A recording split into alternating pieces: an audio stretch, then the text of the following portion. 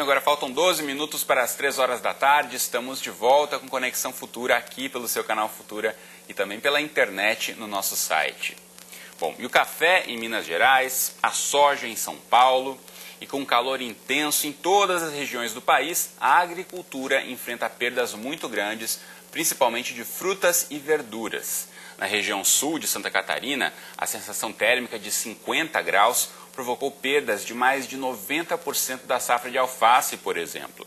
No Rio Grande do Sul, as hortaliças também foram prejudicadas. O período quente afetou o desenvolvimento e trouxe perdas de mais de 80% para os produtores gaúchos. Bom, e é sobre o calor e a produção de hortaliças no sul do país que a gente conversa agora com o Ivan Guariente. Ele é engenheiro agrônomo da Emater Regional de Passo Fundo, no interior do Rio Grande do Sul. Tudo bem com você, Ivan? Boa tarde, Cristiano. Tudo bem? Tudo tranquilo. Obrigado por ter aceito o nosso convite, participar aqui do Conexão Futura. Então fala pra gente de que forma esse ano, né, todos os anos na verdade, durante o verão, acontece uma perda da produção de hortaliças, mas por que nesse ano essa perda foi muito maior? Cristiano, as temperaturas aqui, medidas pela Embrapa, chegaram próximos a 40 graus, 41, e como você mesmo dissesse, assim, a sensação térmica chegou acima de 50 graus. Então nós tivemos, por conta dessas temperaturas altíssimas, uma perda na produção das folhosas em geral, alface, couve-flor que não é folhosa, brócolis, almeirão, rúcula. Nós tivemos aí na faixa de 80% de perda dessas hortaliças aqui no Rio Grande do Sul. E por conta disso, né, um desabastecimento, pelo menos na minha região e em boa parte do Rio Grande do Sul, por conta das altíssimas temperaturas alcançadas nesses 10, 12 dias que ocorreram. Bom, e a partir dessa perda da produção, de que forma isso afeta o preço desses produtos quando chega até o consumidor final? A gente visitando a feira, conversando com os agricultores, e é muito interessante isso, eles comentam com nós. Nós temos o nosso negócio, nós temos os nossos custos, nós temos que alimentar nossas famílias. Então, nós perdendo 80% de produção, nós temos que automaticamente aumentar os preços dessas hortaliças para nós ter um ingresso de dinheiro na nossa propriedade. E também pela falta de produto no mercado, há um consequente aumento de preço. Os preços aqui majoraram bastante. A alface, por exemplo, passou de R$1 para R$1,50. Uma couve-flor passou de R$1,50 a R$3,50. Cenoura, né, que é uma raiz também, cenoura e beterraba nós perdemos bastante também. Também na faixa de 70%, 80%. Pulou aí de preços de R$1,50 o quilo para R$2,50 o quilo. A beterraba de R$1,50 foi para R$3 o quilo. Né? Então, realmente foram perdas bastante acentuadas na região de Passo Fundo. E, conversando com o nosso coordenador estadual de horticultura do Rio Grande do Sul, Antônio Conte, as perdas são generalizadas em todo o estado, se bem que no Rio Grande do Sul nós temos diferentes altitudes. Por exemplo, se tu pega a região de Vacaria, Lagoa Vermelha, Bom Jesus, você tem altitudes aí na faixa de 600, 700 metros.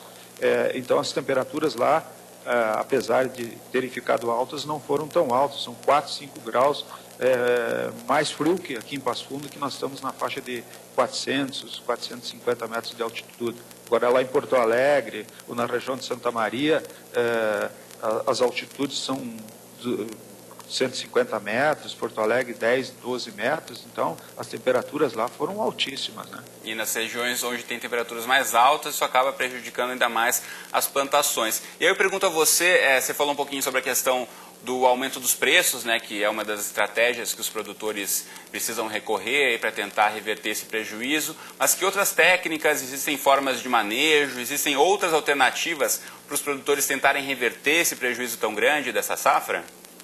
Bom, Cristiano, existem tecnologias, né? Por exemplo, sombreamento. Você pega uma folhosa, uma alface, por exemplo, você faz um sombreamento de 30%, você vem a diminuir a temperatura embaixo, por ocasião dessa sombra, na faixa de 7 graus centígrados. Mas então, o sombreamento seria como proteger essa plantação da luz direta do sol? Um sombreamento de 30%, né? Seria uma tela em que deixa passar 70% do sol e 30% do sol reflete. Se você usar, pelo menos na minha região, um sombreamento mais de 30%, você começa a prejudicar o desenvolvimento da cultura. Mas, você veja bem, vamos citar a alface. A alface gosta de temperaturas até 27 graus centígrados, com um ótimo de 24 graus. Nós tivemos temperaturas ambiente de 40 graus. Então você tem um estresse por alta temperatura na faixa aí de 10 graus, 10, 14, 15 graus. Então não há sombreamento que faça com que a planta consiga suportar as temperaturas altas. Não sei se vale a pena comentar, a parte superior da folha recebe o sol, a luz do sol. A parte inferior da folha, ela tem pequenos orifícios chamados estômatos, aonde se dá as trocas gasosas. Entra e sai gás carbônico, oxigênio e sai principalmente o vapor de água. Com temperaturas altíssimas, a planta ela transpira mais do que consegue absorver pela raiz. Então, passando de 29, 30 graus, começa a ter uma deficiência de água na planta, porque ela transpira mais do que consegue absorver pela raiz. Consequentemente, esses orifícios, chamados estômatos, se fecham. Embora esteja sombreado e tal, eles se fecham. Quando eles se fecham, para reter a água, a planta para de crescer, para de se desenvolver. Agora, tu pega ali, das 9 da manhã até as 10, 11 horas da noite, com temperaturas acima de 30 graus, beirando 50 graus, como você falou, durante 12, 14, 15 dias, essa planta simplesmente se depaupera e muitas vezes morre por excesso de calor. Muito bem, então isso acaba também prejudicando até a qualidade e os nutrientes que esses alimentos vão oferecer aí à população que os consome. Então, muito obrigado, Ivan Guariente, pela participação aqui no Conexão Futura. Boa tarde para você. Boa tarde, obrigado pela oportunidade.